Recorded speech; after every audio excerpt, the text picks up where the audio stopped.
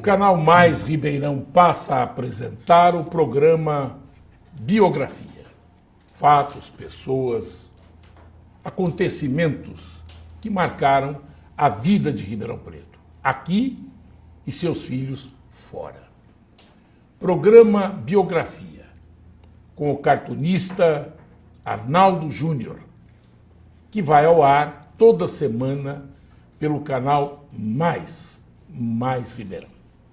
O entrevistado de hoje é Ricardo Salomão, engenheiro, especialista no setor de petróleo e gás, nascido aqui em Ribeirão Preto, em 4 de outubro de 52, casado com Dona Magda, pai de 3 filhas e avô de uma menina. Filho do advogado Salim Salomão, durante muito tempo deu aula na UNAERP de Direito e foi gerente do Banco da Bahia em Ribeirão Preto. Ricardo Salomão, nossos cumprimentos. Obrigado, Morandini. Bom, você já teve funções muito importantes nesse setor do gás e do petróleo. E hoje você dá consultorias, tanto na questão de gestão, como numa série de outros setores. E hoje nós nos aproveitamos da sua estada para saber das suas andanças por esse país e pelo exterior. O que você já fez, Ricardo?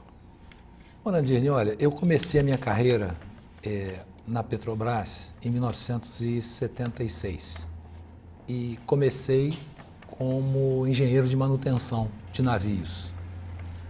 Nessa atividade eu viajei muito pelo Brasil e pelo exterior, fazendo reparos, trabalhando em operação de navios petroleiros.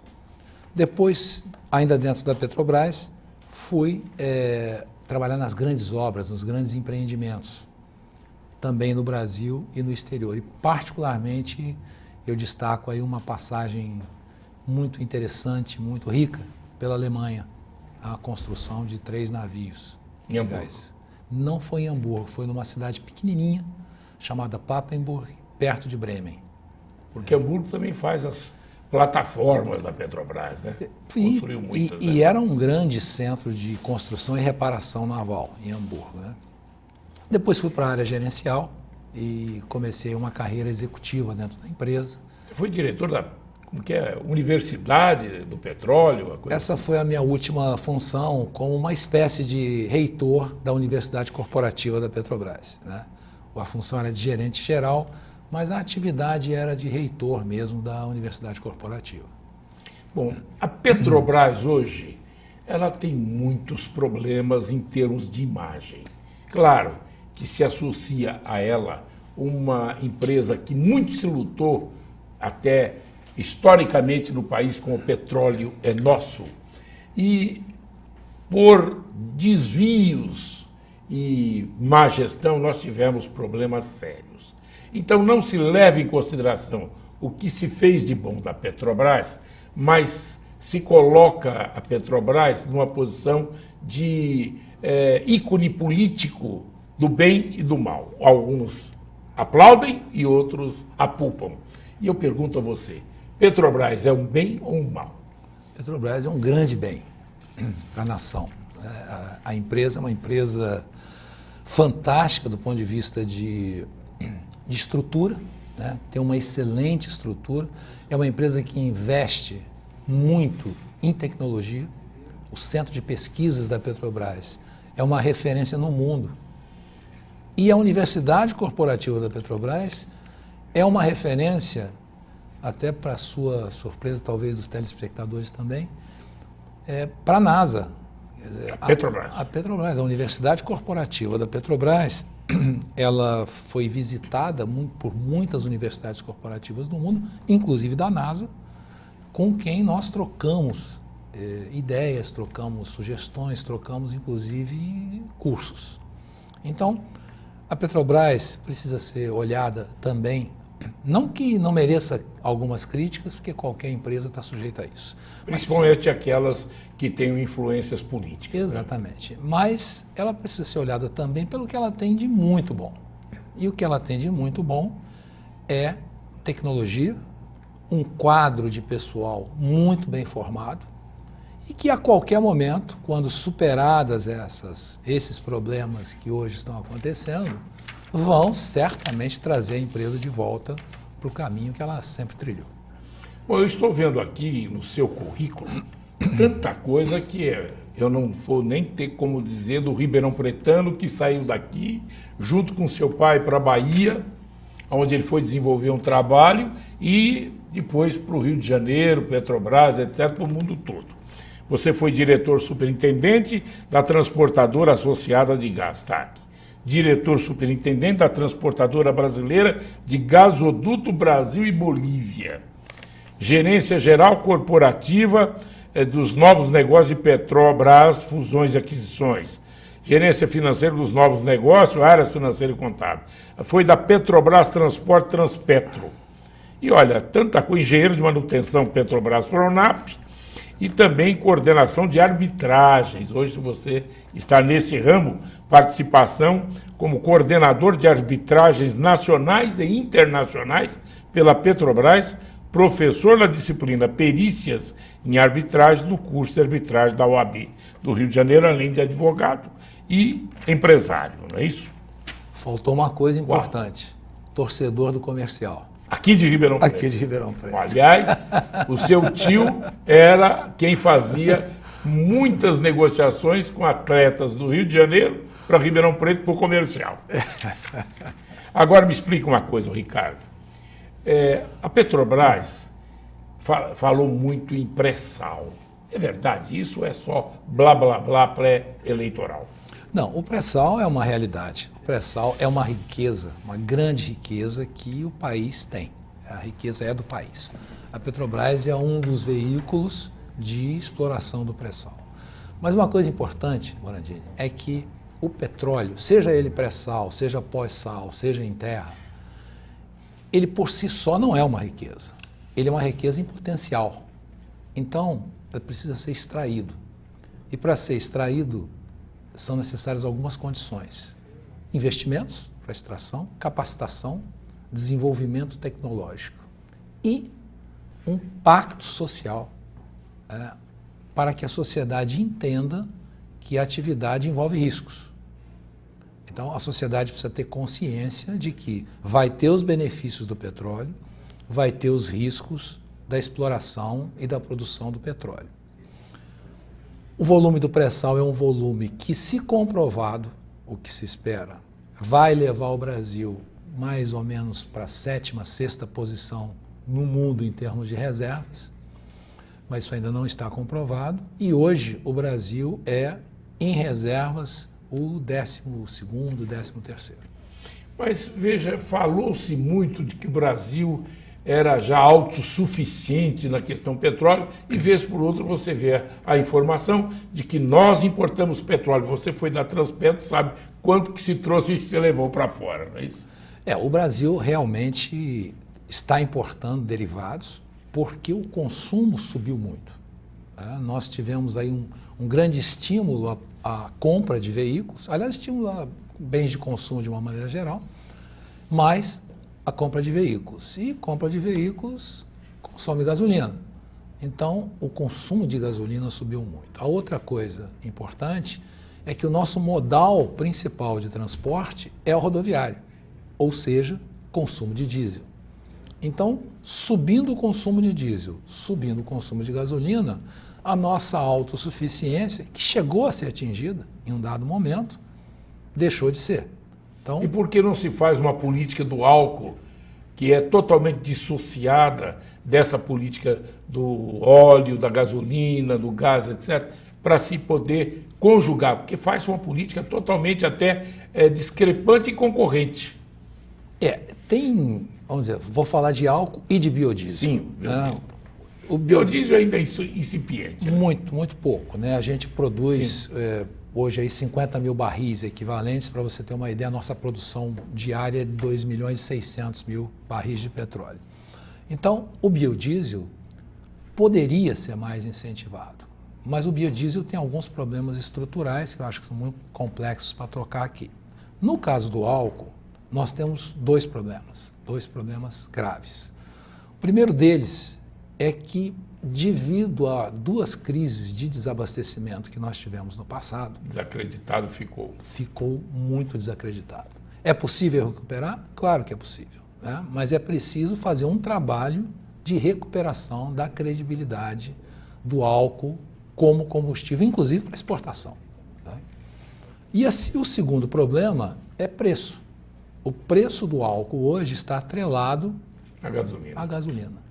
Então, a gasolina está com preço represado por uma política econômica que está sendo praticada e, com isso, represa o álcool.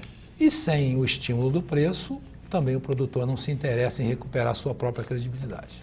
Nós estamos entrevistando o Dr. Ricardo Salomão, engenheiro, especialista no setor de petróleo e gás e filho do meu amigo Salim Salomão. Daqui a pouco eu volto para lhe perguntar.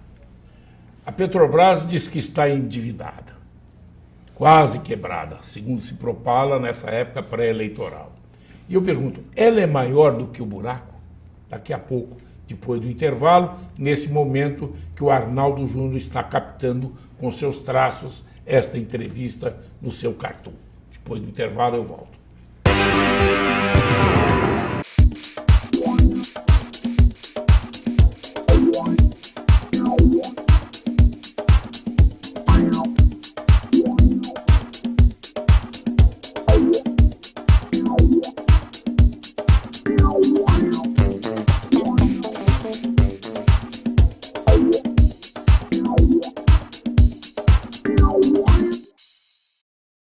Faça o curso Mastermind de Liderança, Inteligência Interpessoal e Comunicação Eficaz com Jamil Albuquerque e equipe. Informações 016 3911 5859. Mastermind. Amplie o seu potencial.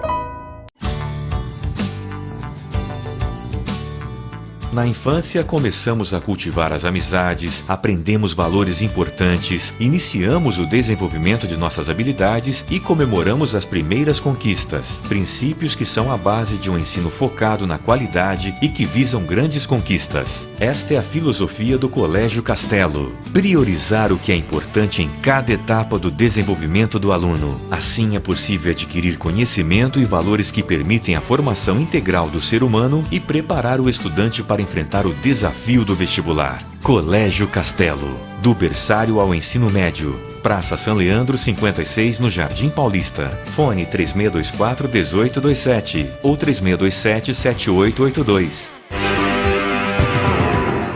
Voltamos a apresentar o programa Biografia. O entrevistado Dr. Ricardo Salomão. Dr. Ricardo, o senhor foi também da Transportadora Brasileira do Gasoduto Brasil-Bolívia.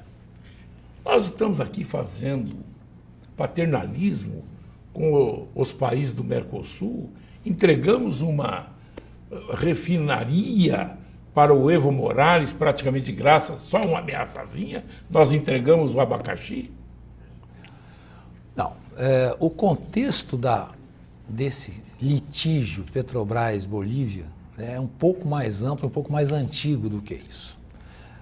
Essa postura da Petrobras em não entrar em litígio com o governo boliviano por conta da refinaria levou em consideração o interesse maior, que é preservar o suprimento de gás. Preservar a fonte do gás. A fonte do gás. Que aumentou demais também o preço, né, ali? Aumentou o preço, mas ainda assim ele é viável economicamente quando comparado com outras fontes. E nós não temos outras fontes viáveis aqui? Diz que perto de Santos nós tínhamos uma grande fonte do gás? É verdade. O campo de Mexilhão, que tinha uma previsão de reservas de uma determinada ordem, mas isso não foi confirmado. Mas em outro lugar desse Brasil afora? Nós temos muitas fronteiras exploratórias, inclusive essa nova grande fronteira exploratória. No Amazonas também, não é isso? O Amazonas tem, mas lá não é tanto assim. Hoje está se especulando a existência do shale gas, o gás de xisto. No sul? No Paraná.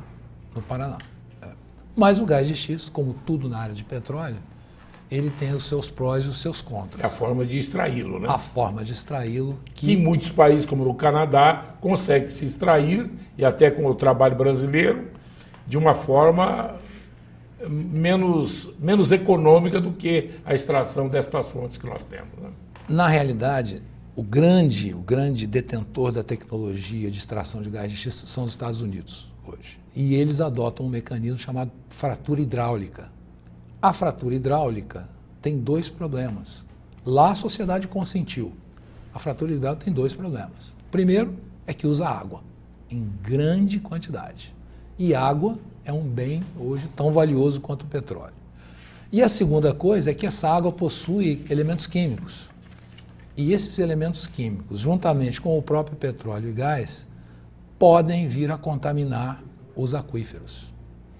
Então, é um trabalho que tem que ser melhor muito... esquecer. Não é melhor esquecer. Não, mas... porque aqui no Brasil, cá entre nós, os Estados Unidos, que tem pelo menos parece ter uma consciência ecológica muito grande, tem as suas devidas ressalvas, aqui então, depois de um determinado tempo, eles vão deixar do jeito que está, fazer aterro, como já fizeram aí em uma universidade, com aterro bichado, vamos assim dizer, né?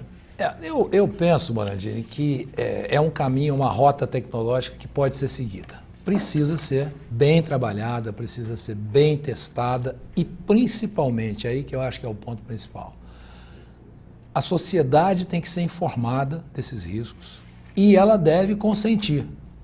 Ela deve consentir, ou não, mas ela tem que ser informada da existência do risco.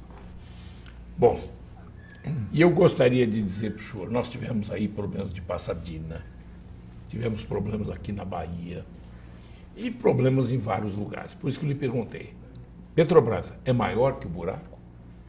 Petrobras é muito maior do que o buraco. Hoje em dia, a empresa... Mesmo devendo 300 bilhões, não sei o quê... Ela tem, na realidade, um grau de alavancagem, que a gente chama aí, hoje está em torno de 40%. E o limite imposto por ela mesma foi de 35%. Segundo a presidente Graça Foster... É competente? A presidente Graça Foster é uma técnica, né, dos quadros da empresa, fez carreira na empresa e vem fazendo uma gestão lá que vem sendo analisada pela sociedade. Tem suas limitações. Qualquer presidente da Petrobras, qualquer diretor da Petrobras hoje tem suas limitações impostas pela política que o governo imprime à empresa. Mas a ideia é que em 2 anos o endividamento da Petrobras caia para o nível previsto de 35%. Se vai cair ou não... Ela precisa aumentar a produção, para aí cai tudo, né? Cai o endividamento, etc. Nós precisamos aumentar a produção e precisamos de uma política de preços que seja realista.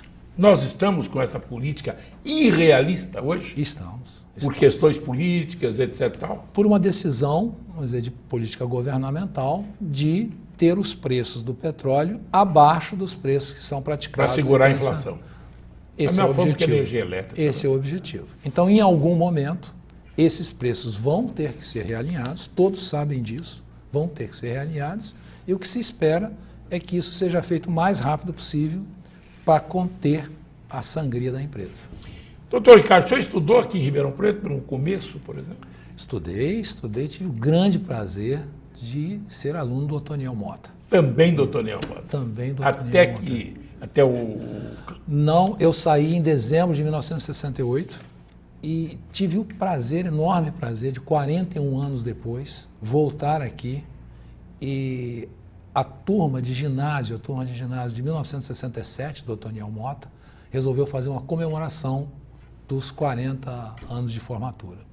E me acharam pela internet e nós viemos aqui e nos reunimos 40 anos depois, quase 60 pessoas presentes, né?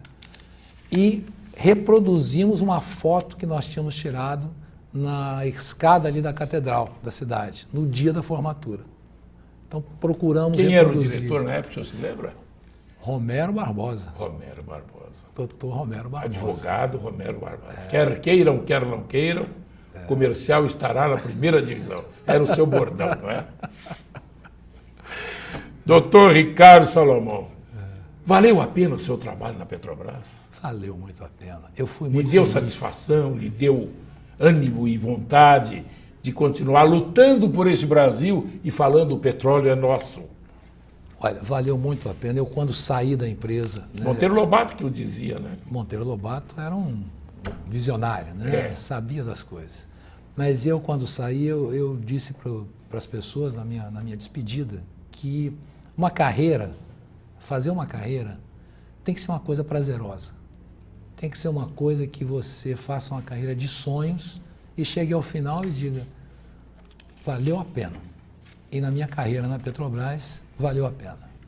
O senhor hoje está se dedicando à advocacia e mais exatamente ao setor de arbitragens, que é uma tendência de a justiça delegar aos árbitros do setor privado uma série de pequenas decisões para descompromissar o judiciário do seu entrave, que é um grande número de processos. Isso está dando certo? Está dando certo. E não só pequenas decisões, como grandes litígios hoje são compostos por tribunais arbitrais. É uma forma de justiça rápida, uma forma de justiça que fica sob o controle das partes. É mais caro, mas é preciso fazer Precisa analisar mais cara quanto. Se for rapidez que você resolve o problema, às vezes o barato não é o caro. Essa relação custo-benefício tem sido adotada. E ontem, na palestra que eu dei aqui na Associação dos Engenheiros, foi feita uma sugestão que está sendo praticada já em Minas Gerais, de a associação, em conjunto com o CREA, criarem uma câmara arbitral aqui, para ter no corpo de árbitros muitos engenheiros, agrônomos, etc., também advogados, é preciso ter, e se tornar uma referência de arbitragem para os conflitos locais. Então, todas as empresas que firmassem contratos... E direcionado para a categoria, né? Claro, claro. Então, você tem um conflito aqui na área de produção de etanol, por exemplo, você teria peritos e teria árbitros, dos 3 árbitros, pelo menos 2 engenheiros, ou um engenheiro e um agrônomo, e mais um advogado, que é necessário, porque sempre existem questões jurídicas. Então, nós teríamos uma nova atividade sendo realizada aqui em Ribeirão Preto para os litígios da região. O seu irmão, Luiz Felipe Salomão, é ministro do Superior Tribunal de Justiça. Lançou um livro há pouco tempo. E eu pergunto, o senhor também está lançando um livro agora, é isso? Não. O livro é o dele. É o dele? O livro é o dele. Ele tem um livro, está fazendo o lançamento da 2ª edição, né, Direito Privado. Eu trabalho muito mais com artigos, escrevo muito artigos na parte de gestão. Seu pai escreve, inclusive, no Globo, né? Ele escreve no Extra, no Jornal Extra. Já escreveu ali no Globo, hoje ele escreve no Extra. Perfeito.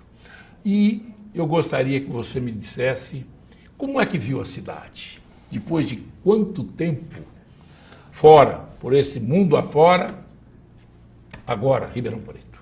Morandini, eu quando cheguei aqui, depois de muitos anos, mais de 30 anos, eu não reconhecia a cidade. Tá? Ribeirão Preto, quando eu saí daqui, em dezembro de 68, era uma cidade pequena, uma cidade bastante pequena, bastante limitada. E hoje ela é uma metrópole. A gente pode dizer que é uma metrópole. Ela cresceu para todos os lados, se tornou referência em várias áreas, em termos de universidades, por exemplo, se tornou o grande polo industrial do etanol e pode crescer muito mais nisso ainda. Então, eu fiquei muito feliz de ver a cidade como ela está. Claro que, como uma cidade grande, ela também adquire os problemas das cidades grandes. Mas, com boas políticas de segurança, com boas políticas de saúde, ela pode superar esses problemas como outras capitais já superaram, outras grandes metrópoles. Doutor Ricardo Salomão, muito obrigado. Prazer em entrevistá-lo. Conheci a sua família, o seu pai, conheço a família que reside em Ribeirão Preto e é exultante com o seu sucesso e de toda a sua família. Eu, inclusive, Agradeço a sua estada aqui, me coloco à sua disposição, porque a sua vida e principalmente o seu trabalho daria mais que um programa, mas tentamos simplificar, sintetizar em um só. Muito obrigado, Moradia. Obrigado a você. Obrigado a você, telespectador. Os desenhos foram do Arnaldo Júnior e o programa Biografia retorna na próxima semana.